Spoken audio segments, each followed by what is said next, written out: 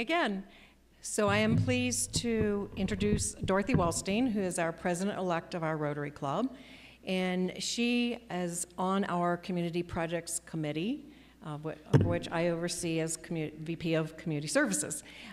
Dorothy is very passionate about many of the critical problems that we are challenged with here in our region of Mexico.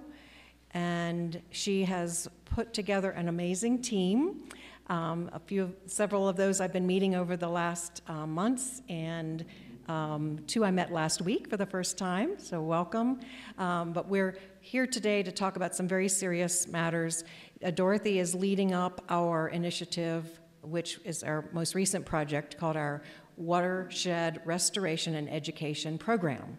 So she has brought a team together here of our new found partners, and I'm going to turn this over to Dorothy. So welcome.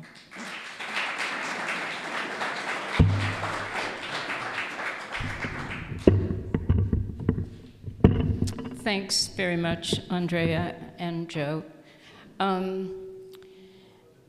I asked for this club assembly to have as much time as possible to talk about what I think is the biggest challenge facing all of us in the world, but in particular in our watershed. The climate crisis and the problems that it causes to our local communities. A number of us in Rotary have been looking at the what's being done in our community, by whom, what are they doing, how's it affecting things, and what are their needs, what stops them from moving to scale, having a bigger impact. So we're sort of doing a needs analysis of both the problems and of the organizations that are addressing those problems. And we've been strategizing how Rotary can add value by scaling the impact of these initiatives that others are taking.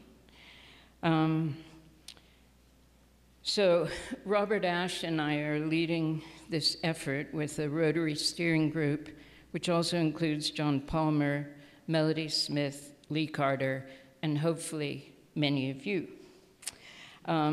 Robert can't be here today. Unfortunately, he's on vacation. That's fortunate for him, but not so for us. But he's been incredibly involved in putting this together, and you'll be hearing a lot more from him. Today, you'll also hear from Dylan Terrell, who's the Executive Director of Caminos de Agua, and Jalil Aragon from Salvemos del Rio Laja, who are some of our community partners. Jalil is the operations coordinator for Salvemos. So I want to say that for those of us who live in the city, who regularly flush our toilets and take showers and wash our cars and water our plants and so on, we're not really being told that this is a crisis. There's been no effort to get public support for the fact that we're in a drought, that many of our neighbors in our community have no water at all, or they have polluted water, and they're getting water deliveries maybe twice a week, and only enough for drinking and cooking. The plants are dying, etc. So I think I want to emphasize that climate change and severe drought are already here. It's not something that's gonna happen. I hear people saying, oh, you know, the problem with San Miguel is in the future that there won't be water. No, there's not water now. Okay, so this is an emergency. and it threatens the very survival of many of our local residents and neighbors. It's threatening our economy, it's threatening our food supply, our health, and even the value of our properties. It's a very complex problem, and there are many interrelated causes of the emergency. Sorry, am I not doing these slides? Okay, someone else is. Thank you so much. There's been repeated long-lasting droughts. There's very poorly planned development. And again, a lot of people think it's housing and hotels, but it's also agriculture. And you'll be hearing more about that. But we don't plan our buildings for rainwater catchment, gray water systems. There's a lot, as many of you, especially if you've lived in California, you know what preparing for a drought is like and how important it is to conserve water. We're not being told that here, and we should be. There's been drastic overuse of water, particularly in agriculture, with inappropriate commercial crop choices. There's lack of conservation efforts, as I mentioned. There's no public education, chronic lack of investment in sewage treatment and reforestation, a huge lack of public awareness. And I have to say that the government, you know, a number of our recent donors have said to us, well, isn't all this the government's job? Yeah, but they're not going to do anything if the public's not aware that there's a huge problem. We have to build public support for the government to change. But of course, lack of resources is always a chronic problem. So the fact is, San Miguel weather is hotter and drier than it's ever been. The last 6 years, we've had increasing heat and decreasing precipitation. And I have to add another line to that. That means increased poverty. There's no way that we can have less rain and more heat without more poverty. So the consequences are kind of a vicious circle with the causes, because when you have severe water shortage, you have rationing. As I said, some communities are only getting 2 deliveries of drinking water a week. The wells are contaminated with dangerous levels of arsenic and fluoride, which is having a serious, deadly impact on bones, kidneys, teeth, and brain development of children. People can't afford bottled water. Their children are drinking contaminated water. Repeated crop failures causes food insecurity. There's been grasshopper plagues. The immune system of the trees is very desperately impacted. Even the cacti are dying. And there, of course, we have invasive species covering most of the presa and the river. And all of this is causing economic security. But I want to say also that if you look at I was out at with Salvemos the other day and looking at their reforestation efforts. The trees, they have, I meant to actually bring a branch in that has this cancer growing on it. The trees' immune system is gone. They're covered in parasites. They've got this cancer. The mesquites are gone. And in nature, mesquites and cacti are partner plants. They used to always grow together. The mesquites are gone. The cactus have nothing to support them. but even the cactus are dying. So, and as they die, the soil gets drier and drier, and when the rains do come, the topsoil washes away. So the causes and the effects are circular, and it's a spiral going downward. The crisis in our watershed and the impact of climate change, in my mind, is the greatest challenge facing our community right now. Water and food insecurity threatens to catastrophically impact the health and economic security of the next generation, but it's affecting it now. So there's some reason for optimism.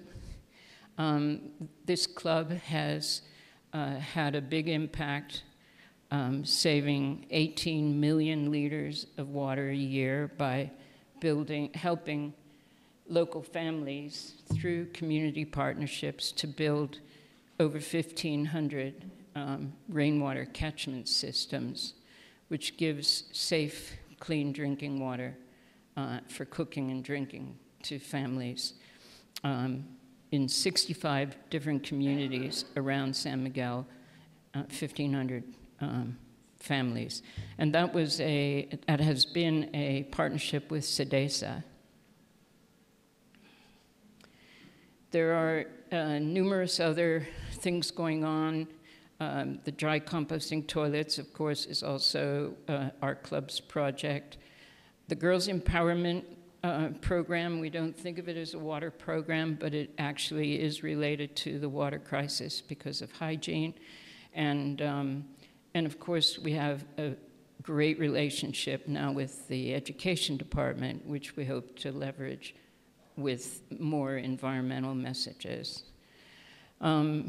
People are working on removing lirio from the presa. Of course, it doesn't remove the causes of the lirio, but at least they're taking some of the lirio out and composting it. And one of our Rotarian friends, Rodrigo, is starting a composting business made out of lirio, and this is a bag of lirio compost. He's in Brazil at the moment, so couldn't be here today. Tikkun is working in partnership with Caminos on reservoir restoration, and some of you have been out there to see that amazing project. We've had Audubon come and talk to us about the work they're doing as well. And there are many other local projects and NGOs working on these things. And today I would like to introduce Dylan Terrell, who's the executive director of Caminos, and he's going to talk to you about what his organization's doing.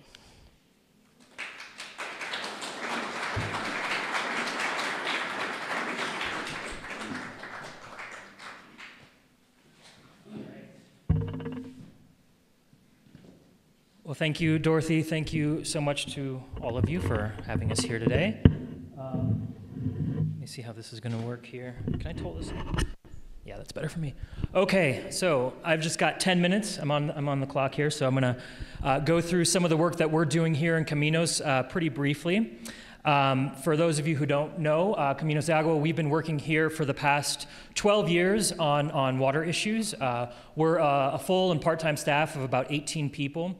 We have very technical engineers working hand in hand with community organizers and educators to both develop and implement different water technologies and solutions in impacted rural communities. Let's see how this works. There we go. So our mission is to improve human health and community well-being through adequate and affordable access of clean water. We have 5 major programs. I'm not going to go into all this today, don't worry. But we have water monitoring, which we've been doing for about 13 years, actually. We're doing different technology development. We've got 3 major technological solutions we've been working on over the years. We do what we call community implementation. This is actually trying to create new clean water access for impacted communities through things like Rotary does, like rainwater harvesting, but also some other things we'll look at closer today. This is all very closely tied to our education programs. which I'll talk about more in just a few minutes. And more so in the last couple years, we've been working a lot more on advocacy, we've been working with local, state, and even federal levels of government to talk about how we can deal with the systemic issues of this crisis, and also starting to work with other organizations, agricultural producers, to look at long-term water use and groundwater conservation. That's the elephant in the room, I know. It's the long-term issue, but anyway.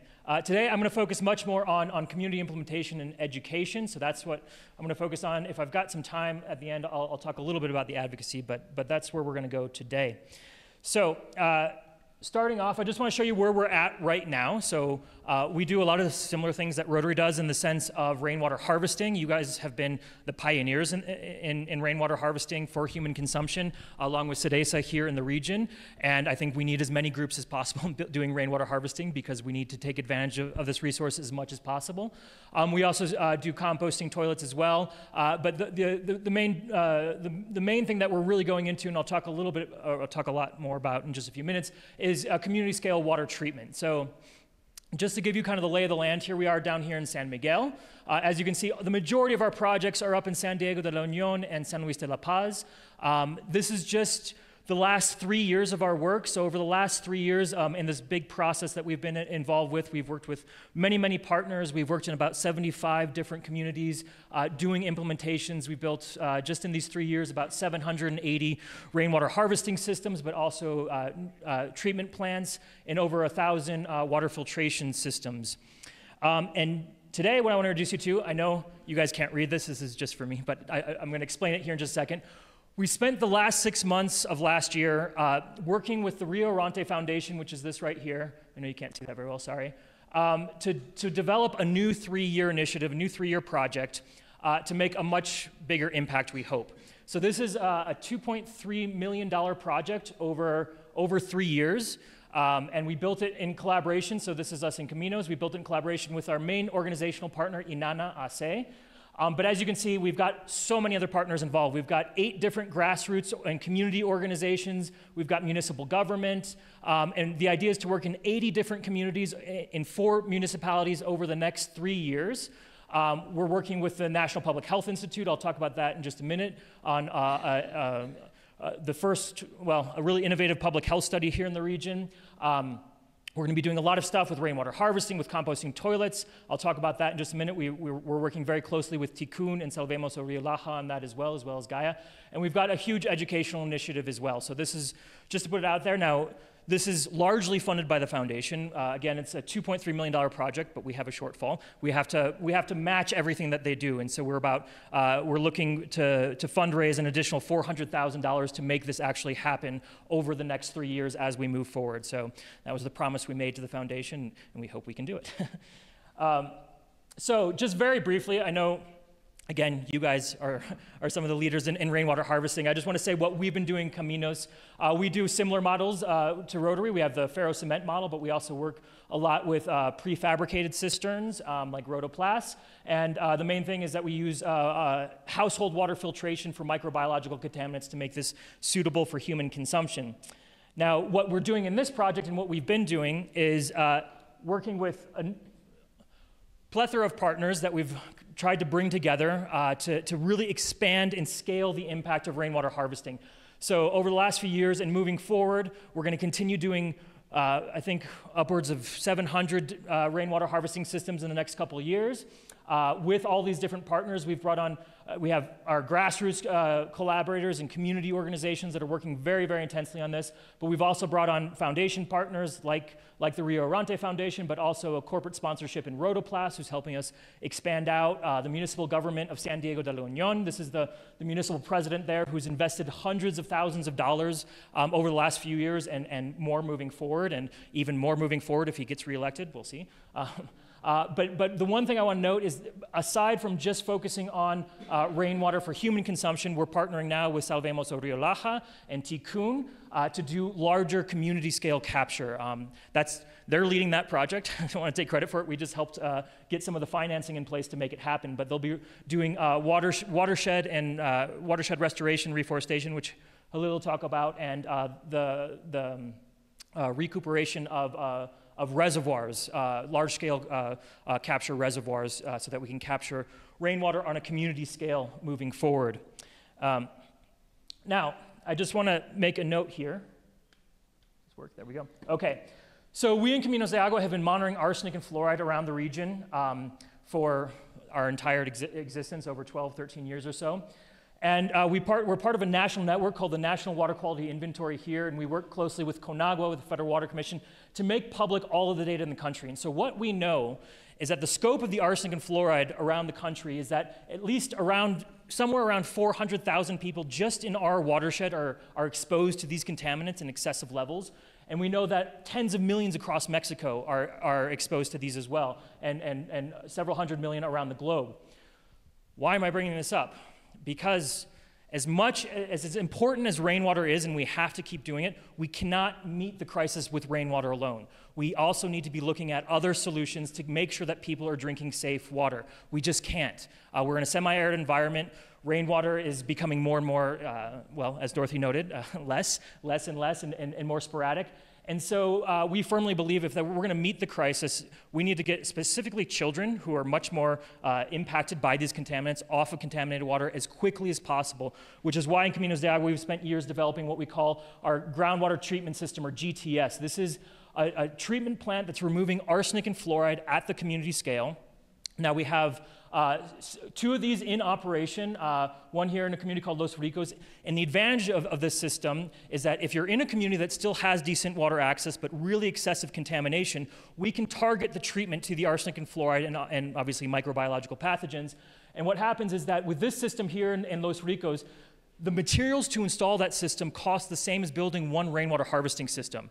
But one rainwater harvesting system will serve one family, maybe two or three. In this case, this is serving 40. And so now we're working on scaling that. We're working really closely with the State Water Commission. This is the State Water Commission who came out and verified the system, did water quality testing so we can stay in line with the norms. And today we're building the first large-scale system in the community of Alonso Yañez. I know that Rotary's worked there as well. Alonso Yañez is just right here in San Miguel.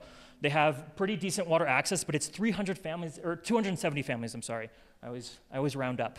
But about 1,500 people in this community that are drinking water that is more than 5 times above the limit for fluoride. And a lot of kids in that community, right? And so if we were going to try to meet the demand with just rainwater of all those families, you're talking about $400,000 or so, upwards of $500,000. We're going to be able to do it at a fraction of a price with GTS here, with our groundwater treatment system. And the huge advantage of these systems are that they're completely community owned and operated. So we in Caminos de Agua do lots of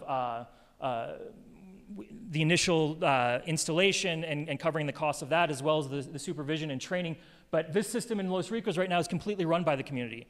So it's not only socially sustainable, it's also economically sustainable in the long run. And that's how we can lower the cost, is that the communities pay for the ongoing filter changes and everything that is necessary. So for instance, I don't know where that sound is coming from. Has anybody turned that off? So for instance, with this system in Los Ricos, the families are paying 50 pesos a month for all of their drinking and cooking water. And that's more than enough to cover the ongoing cost of the system, to change out the filters and to pay an operator.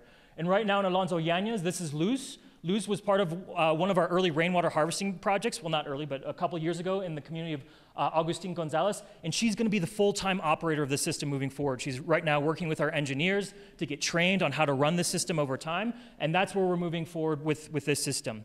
And we're going to be building, well, as it says here, we're looking to build out 10 of these systems over the next 5 years. But the main thing that we're trying to do is create a model that's replicable, that other instances, that's why we're working with the State Water Commission, government, other NGOs around the country can replicate this to deal with the millions, tens of millions of people around the country who are impacted by these contaminants. So I'm just wrapping up here. I just want to mention this briefly, but with this specific GTS, we're doing one of the first public health studies here in the region with the National Public Health Institute of Public Health. What is this? Yeah, National Public Health Institute of Mexico, Columbia University, and the University of Colorado. And the idea is that we're going to be looking at kidney damage, biomarkers for kidney damage in 70 children in the community. And so the idea is that they're coming down in just a few weeks, well, in early April, to do the first baseline analysis And what we hypothesize is that we're going to see pretty high biomarkers for kidney damage in children, unfortunately. And then they're going to come back again 6 months later after we turn this GTS on in Alonso Yanez. And what we hope to see is not only a reduction, but a complete reversal. Because what we've learned with our partners at the National Public Health Institute is that the kidney damage in children is actually reversible. And so we can get them off of contaminated water. This is why we're focusing so much on children. If we can get them off of contaminated water as quickly as possible, we can actually reverse the damage. Now, unfortunately, that's not true for adults. Once you pass a certain age, the kidney damage becomes permanent. I think I have to leave it there. Can I have one more minute? Sorry. I'm going to jump over this one, and I'm just going to focus on, this one. Okay. So I just want to bring this up because this is a huge opportunity for collaboration, we think. We spent the last 3 years doing what we called our water learning communities, where we're bringing 60 different community leaders together from 4 municipalities throughout our watershed every quarter to learn together, to learn about the water crisis, but to also learn community organization techniques and all sorts of other things. And today, what we're launching with this new project that just launched last month, over the next 3 years, is working on what we call the water school, La Escuela del Agua. And this is the idea here is to build a new generation of community leaders. So we've got some very initial seed funding through this big project I was talking about. It's not enough for what we need to cover here.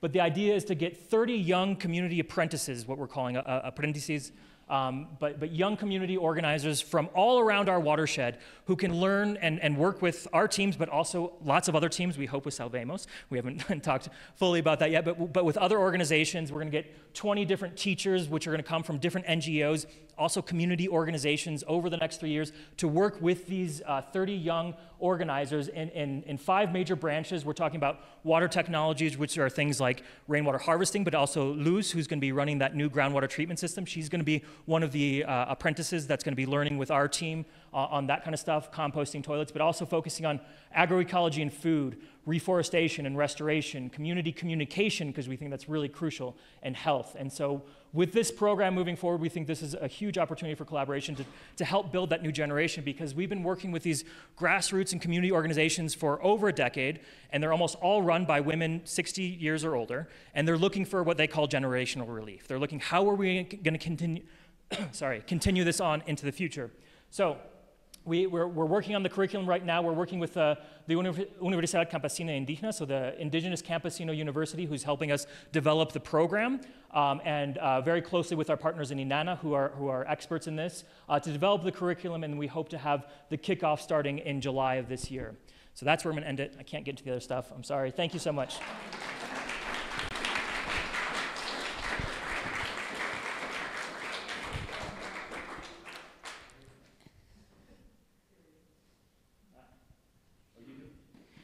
All right. I think, thank you so much, Dylan.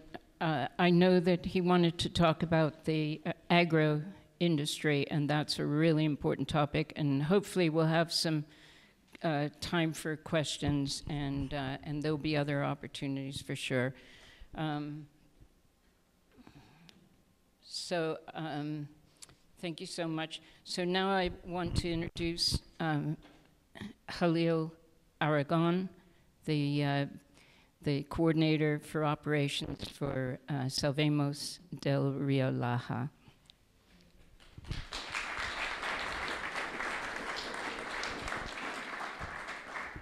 Muchas gracias. And this is to change the slides. In the enter? These two. Oh, gracias.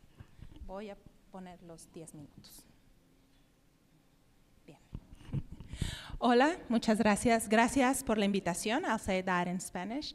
And I have 10 minutes, and I have to translate everything in my pensamiento. So, okay, so I can do it. Back or forward? Forward. Back. The Rio Laja slides. That's not counting in my 10 minutes. Well, I'm going to present myself. I'm Jalil Aragon. I'm in the career, I took industrial engineer. And as if it wasn't enough, I did my master's in industrial organization. But after I had my 3 little girls, which are not that little, I needed to learn of sustainable and happiness living. So I started studying a lot of things. I took a lot of specialties, diplomados, which I don't know how you say it in English, and a lot of things. So now I have a lot of information in my head, and you'll see that I have a lot of information in my head, and it's becoming very healthy to put it in sustainable practices and sustainable proposals, because that's applying all this information into new and creative ways of living for me and my family. I try not to suggest anything that I'm not doing, so my house is a living experiment, and you're invited, of course. So that's not me, but Salvemos el Río Laja is been in the subcuenca alta del Río Laja for now, that was me. That's me. In the subcuenca alta del Río Laja, we are a very diverse team. So we talk about geographics and watershed terms, and also young and new words that we have to deal, because we work on over world's needs and goals. So I'm going to talk about a little bit more in the presentation. So that's us in the Cuenca del Río Laja, and we kind of put all these maps so you can see what the water used to be or is. We believe still not in our eyes, but it still is. What you can see is in the triángulos, it's our educational program, and we're all in the watershed in the subcuenca. And all the green stuff, green little points, are the hectareas that we've been reforesting under conservation with the communities. And the blue square is the eco-techniques that we've been implementing in all different communities. And we're also, all of this is being after doing a lot of agreements with a lot of NGOs over in the Mexico, as you can see here. We're part of a learning community and also finance community that gives us the support to bring more pesos. For each peso that they give us, we have to put in 2 or 3. So we work also on learning curve on how it's working and how the problems are implemented in all Mexico, so we can see the big scale, and that helps us to be more updated. Okay, so, ¿yo soy? Oh, gracias. You're not going to see us like this, but I can explain. These are our 3 programs that we work on, and we want to call it, or we learned to call it, adding points to resilience. Because that makes sense to us and makes sense when we are in a community. Why we have to put it like this? Because we work in individual scale. We give workshops and learning curves on how to change habits to sustainable habits. And that is on drinking safe water. That's because it's in the cultural that we are living on problems that we think that as it used to be okay and now it's not. We have to change something here in an individual scale. So we work also with nutrition, and we work on kind of moving forward nutrition that can be available and sustainable for families with all the changes that we're living on. We now have 2 years that they lost the milpa, so that gives them a change in their normal ways of eating.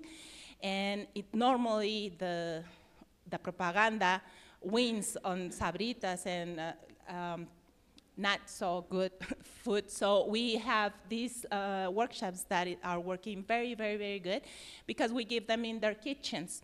And that's where we talk about quality of water, and there we are cooking, and the people understand more seeing and trying to catch new ideas. So that's why we are working on the individual scale. We also work in what Dylan already gave a lot of details, and they're very experts on the thing. Also CEDESA and Rotarios.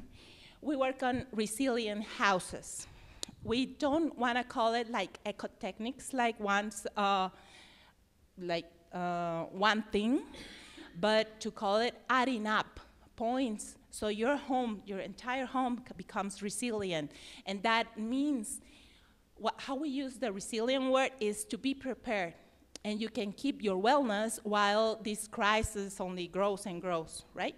So we have to be prepared so we can accept this program and we can improve the things that we already have in our houses.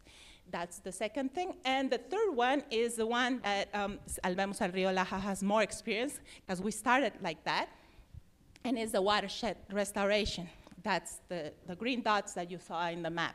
And that's a lot of agreements with the ejidatarios, or with the owners, to build fences and put conservation areas for the cows not to come in and for the leña not to go out. So we do a lot of restoration and a lot of conservation.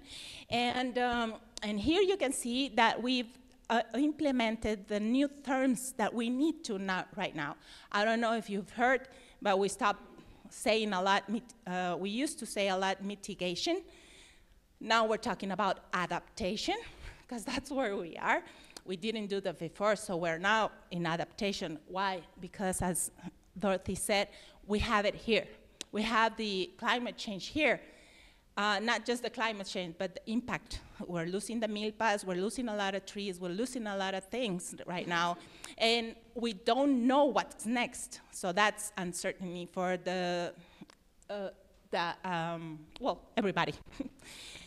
Okay, so that's a graphic that you can all see in the website. Now we're talking about nature-based solutions, and that is observing what the nature is and how it behaves so we can do the changes.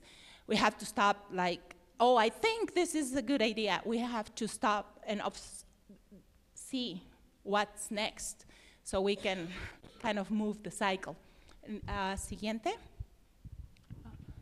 Okay, so this is what we need. I needed a good slide for that. We're growing a lot because 3 years ago we said, well, in 3 years we're gonna be like a lot of demand on us because we're like talking about the problem 20 years ago, and here we are with a little bit more of options what we can do. So in order to improve our environmental services, that's a new word also, not so new, but we want to put it here, because it used to be resources, and that was us, human, to manage, right? Now it's called servicios ambientales, ecosystem services, and that gives us a more responsibility posture, because we have to say, if I give a service and I'm sick, I'm not gonna give it to you because I need to stay in bed. That's how nature is now.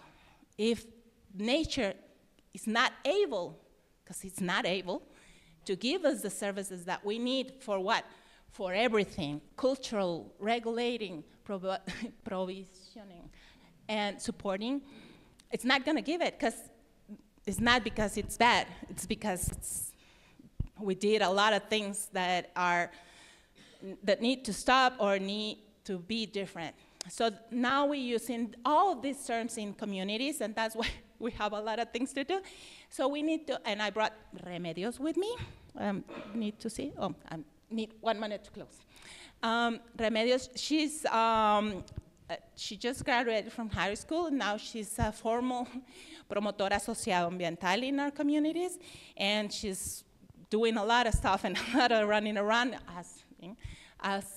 So we need more. We need more young people to be involved. They want to be involved, and we need to take it up like professionals. Even though they don't have a career, they can still work in summers in half time. So we need to multiply all this so we can be in more communities and more schools. Our environmental education program now in 7 schools, rural schools and urban schools. It's also multiplying, and we are receiving a lot of invitations to work, and I see a lot of people here that we are already working with in an alliance with Caminos and with Educación. So we need more teachers. We are already working with them as volunteers, but we want them to be officially as facilitators and in the communities. And okay, so next one, and that's it. And that's us last year with a lot of things going on. And that's our team is, yes, us up there, but we are also working as a team with the rural communities because we want to be a team, not just giving information or giving them something. It's our team also, so that's us in last year. Okay, see.